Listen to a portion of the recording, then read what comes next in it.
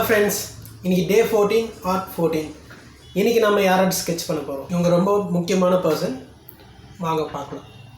Hello friends, இவங்க Jessica Cox. இவங்க ஒரு பைலட். ஸோ அதனால் பேச போகிறேன் அப்படின்னு நினைக்காதீங்க. இவங்க பிறவிலேயே 2 கைகளை இழந்தவங்க. 2 கை இல்லையா, அப்புறம் எப்படி இவங்க ஃப்ளைட் ஓட்டுறாங்க, பைலட் ஆனாங்க அப்படின்னு யோசிக்கிறீங்களா? இவங்களோட விடாமுயற்சியும் தன்னம்பிக்கையும் தான் இவங்களை இதெல்லாம் சாதிக்க வச்சிருக்கு. இவங்க ஃபிசிக்கலி சேலஞ்சாக பிறந்திருந்தாலும் இவங்களோட பெற்றோர்கள் இவங்களை மாற்றுத்திறனாளிகள் படிக்கிற ஸ்கூலில் நான் சேர்க்க மாட்டேன், என்னோட குழந்தை 2 கைகளை இழந்திருந்தாலும் அவள் ரொம்ப டேலண்டான பொண்ணு, ஸோ அவளை நாங்கள் நார்மலான ஸ்கூலில் தான் சேர்ப்போம் அப்படின்னு சொல்லி பக்கத்தில் இருக்கிற ஒரு ஸ்கூலில் சேர்க்குறாங்க. ஆனால் அந்த பசங்க இவங்க கிட்ட வந்து சேர்றது கிடையாது. இவங்க தனிமையிலேயே தான் இருக்காங்க. இவங்க கிட்ட யாராவது வந்து பேசினாலும், ஏன்டா அந்த பொண்ணு கிட்ட எல்லாம் பேசுற, அவளால எதுவும் செய்ய முடியாது, அவகிட்ட போய் எதுக்கு பேசுற அப்படின்னு சொல்லிடுவாங்க. இப்படின்னு வாழ்க்கை போயிட்டு இருக்கும்போது தான் இவங்க பேரண்ட்ஸ் டேக் ஹோண்டா அப்படின்ற ஒரு தற்காப்பு கலையில இவங்களை கொண்டு போய் சேர்க்குறாங்க. கராத்தே, பாக்ஸிங் மாதிரியான ஒரு தற்காப்பு கலை. இது வந்து நார்மலான பீப்புள்ஸ்க்கே ரொம்ப கஷ்டம். ஆனால் இவங்க பேரண்ட்ஸ் உன்னால முடியும் அப்படின்னு சொல்லி தன்னம்பிக்கை கொடுத்து கொண்டு போய் சேர்க்குறாங்க. முதல்ல அவங்களுக்கு ரொம்ப கஷ்டமாக தான் இருக்குது. அதில் பேலன்ஸ் பண்ணி நிற்கவே ரொம்ப கஷ்டம். பட் இவங்க படிப்படியாக முன்னேறி இவங்களோட 16வது வயதுல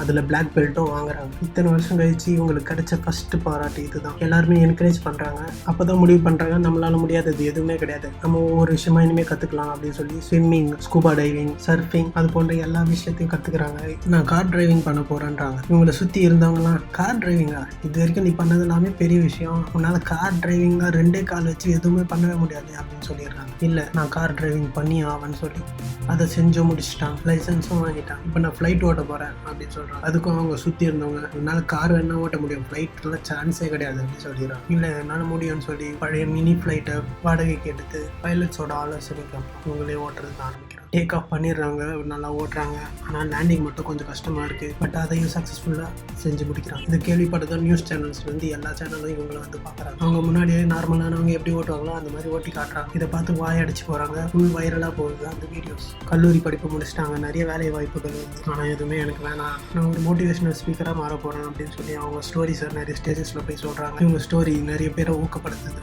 இவங்க டேக் அவுட் தற்காப்பு கலையை விடலை. அதுலேயே இவங்க 3 லெவல்ஸை முடிச்சு பிளாக் பெல்ட் வாங்குறாங்க. இந்த அரிசோனா சாம்பியன்ஷிப்பில் கலந்துக்கிட்டு அதுலேயும் வெற்றி பெறுறாங்க. அது ரொம்ப ஈஸியான போட்டிலாம் கிடையாது. இவங்க சொன்ன போட்டது நார்மலான பீப்புள் கூட தான்.